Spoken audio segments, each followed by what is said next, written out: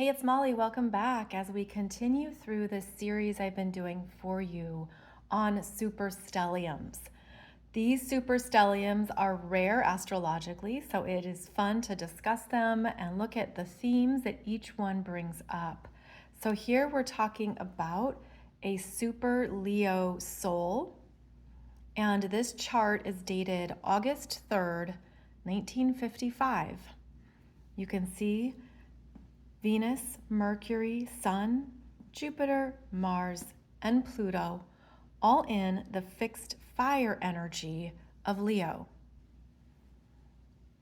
There also happened to be two planets here in Aquarius, Chiron and the Moon. I'm calling them planets just for ease of conversation here. And then we also had this Saturn at 14 degrees of Scorpio, which is also a fixed sign. So right away, with this particular stellium, the fixed energies are strongly emphasized, telling us that this is a lifetime of locking in to what is truly desired so that it can be built, solidified, and anchored in. This tells us it's an individual who is here to establish what they want and to stick with it. There is persistence and determination with strong fixed signs. There is also the inability to compromise or negotiate, a lack of willingness to adjust or to see things from other perspectives. So as with all expressions, there are highs and lows with this. And it helps to identify what is dominant in a chart to understand more of someone's innate patterns and how their energy is meant to show up in this lifetime. And that's a big way in how I approach these charts, in all charts, is what is the soul's intention to experience? How is it here to grow? What was intentionally chosen for an energetic reality in this lifetime? So when we have these very strong lineups all in one sign, there's a clear intention here to fully embody and express the Leo energies. This is someone who came in with a strong need to be a leader, to have a creative outlet, to be in charge, perhaps even dominate, and follow their unique spirit. This would be, for example, a strong entrepreneur. Someone who wants to chart their own path, lead their own way, follow their own instincts and heart. There's a commanding energy here as well, where there's a need to be seen and recognized for what someone brings to the table. Now, when we see a lineup of planets in Leo, there is a strong self-identification development that is happening in this lifetime around what they enjoy and like. Leo is the energy of sports and recreation. It's the inner child looking to play and take a risk. This could be someone who loves to take risks, who loves to assert themselves, try something new, see how they do, see how they show up. There is a very strong look at me component to the Leo energy, and this can show up through any expression of creativity. I mean, this can be PR and marketing, feeling very confident in oneself in the world. This could be fashion and design. This could be a performer or entertainer. This could be someone who simply likes to lead and be in charge of many people and show them perhaps what we're doing. Here's the goal, here's the direction. So there's a very commanding presence with this strong lineup in Leo. You'll see that the energies are present in the opposite sign of Aquarius. So the moon in Aquarius, Chiron in Aquarius.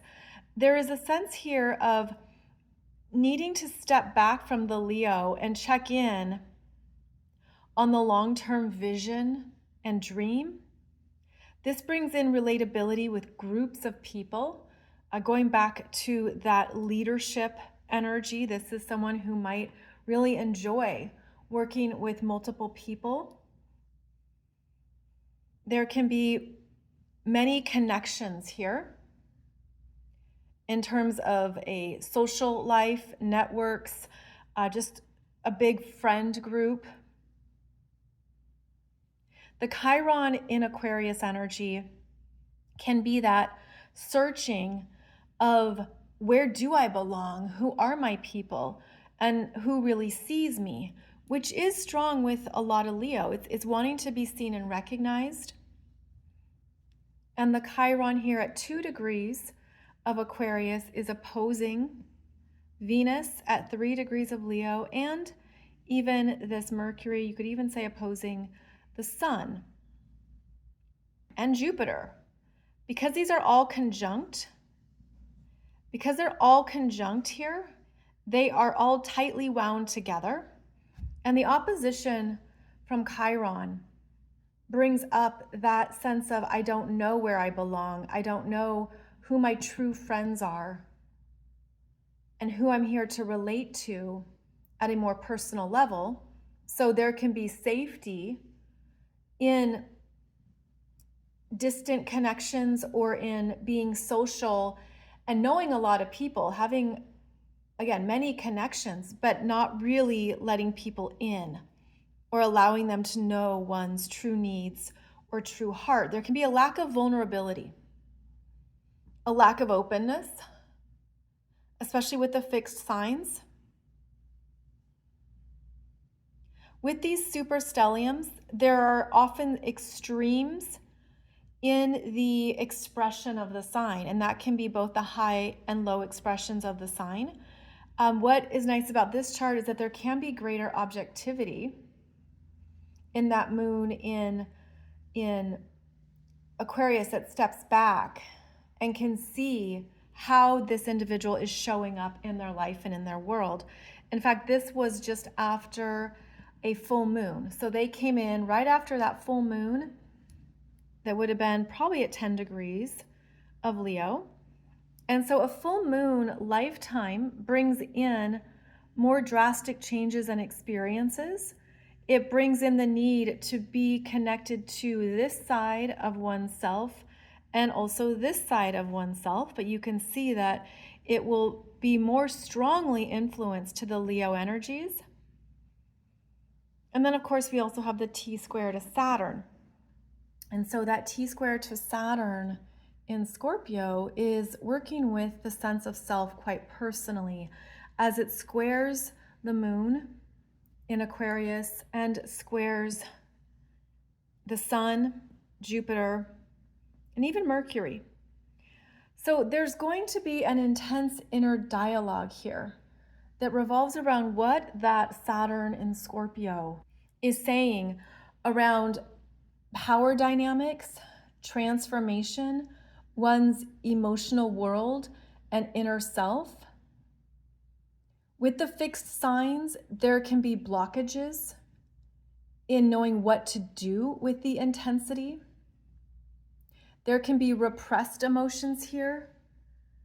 Saturn in Scorpio is where we have to take responsibility for the depths of our inner world and our feelings and alchemize it so that you can trust what is coming up for you, even if it challenges parts of yourself and what you're feeling or what you want to, what you'd rather focus on. Because the moon in Aquarius is forward thinking and it doesn't want emotional messiness.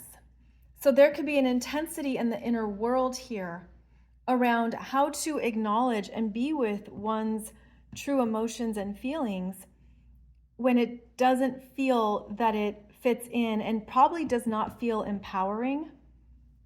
And this can also play into the role of the father with Saturn, and the moon is the mother. The sun also relates to the father imprint.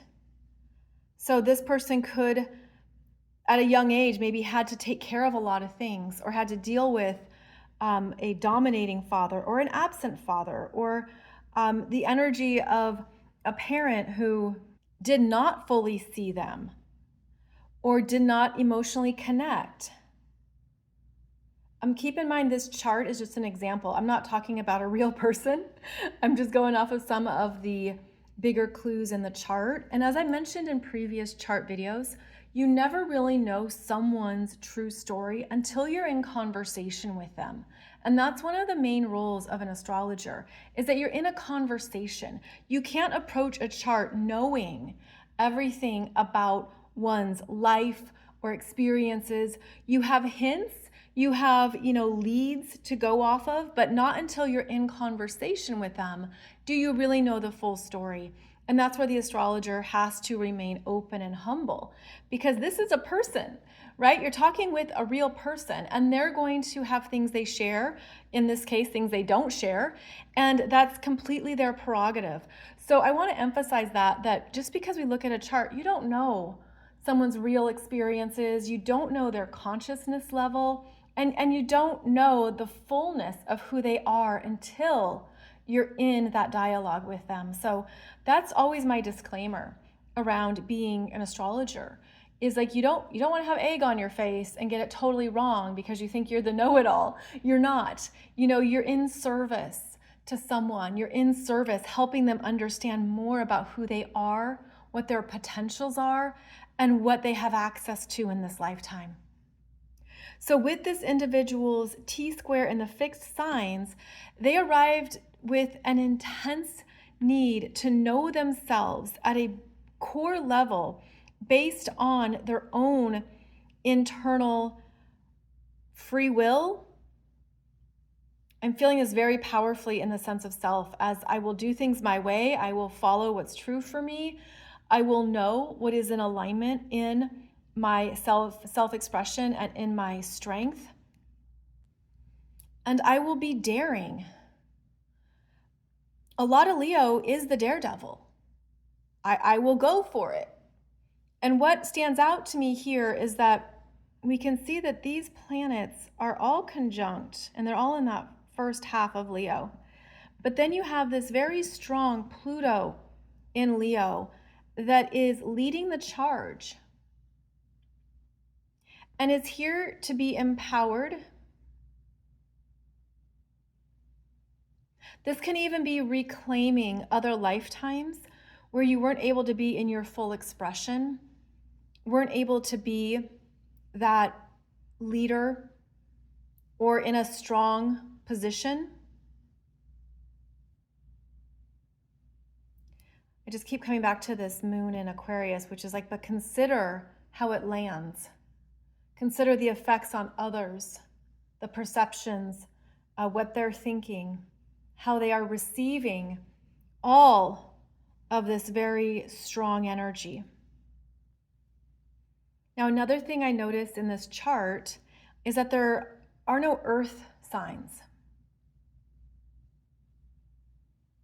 So when there's a lack of an element, a few things happen. Chances are you then unconsciously pull in people who have earth sign energy, and they can fortify, help you with whatever is lacking, whatever you're learning, whatever you don't have for yourself. So for example, because this is an imaginary person, let's say that this person marries an earth sign, then the partner brings in those earth sign qualities that ground things into reality, realistic. This is what we have to work with. These are the boundaries. A lack of earth could be issues with money, with finances, limitations, understanding, what you realistically have and what you need. There can just be a very ungrounded energy here with a lack of earth, and all this Leo is, well, I'll just do it anyways. I'm going to go bigger. So this can be accruing more debt if there's carelessness or, let's say, gambling. This is where there can be financial issues because the person's energy doesn't have the earth signs that ground them into what the earth signs bring to the table. So then they can unknowingly or perhaps knowingly seek out earth signs who provide more of that grounding and the very practical approach of the earth signs. Now, a few other things to share with you about this particular chart when there are many planets here in Leo is that this is a lifetime where the individual is experiencing intense oppositions to the outer planets moving through Aquarius.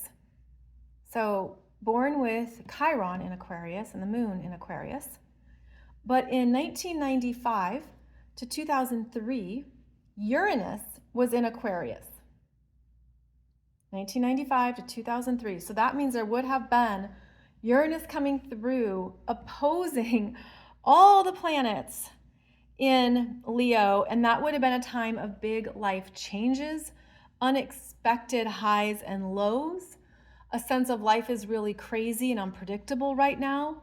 It would have definitely stirred up the pot and been difficult, destabilizing for all of the Leo energies. It could be exciting, right? And it's opening one up to more parts of oneself, as Uranus in Aquarius does, allows us to see more of what we're good at, what we can offer to the world, what is interesting, new people. Very exciting, buzzy energy when Uranus moved through Aquarius and opposed all of the Leo energies. I just feel like that would have been potentially difficult too because of all the change that came up. Then Neptune moved into Aquarius 1998 to 2012.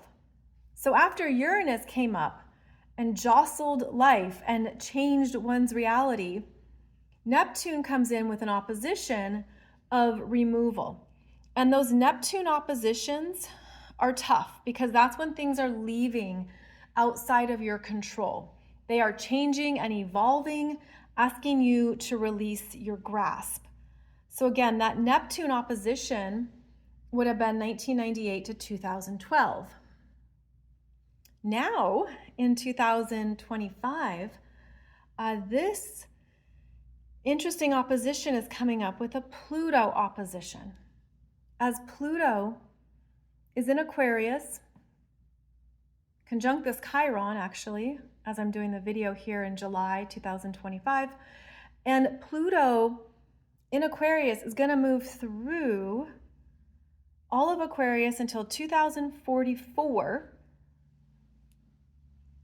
and completely evolve and transform the Leo energies once again. So this is a rare occurrence for especially the stellium here, to have all three outer planets opposing the Leo lineup. And Pluto is going to be the most intense. Pluto conjunct Chiron is really hard, not gonna lie, because it brings you into much deeper psychological issues around what Chiron is holding. And it depends on how much Chiron has been acknowledged and worked with in one's chart. This could be feeling like I'm an orphan, I have no one, I'm alone in the world. What do I do? My life is changing. It can bring up the sense of not belonging, not knowing where to go. As Pluto moves through Aquarius and opposes all these Leo energies, there's going to be multiple ego deaths, which we always hear that and we think, oh no, and it sounds so scary.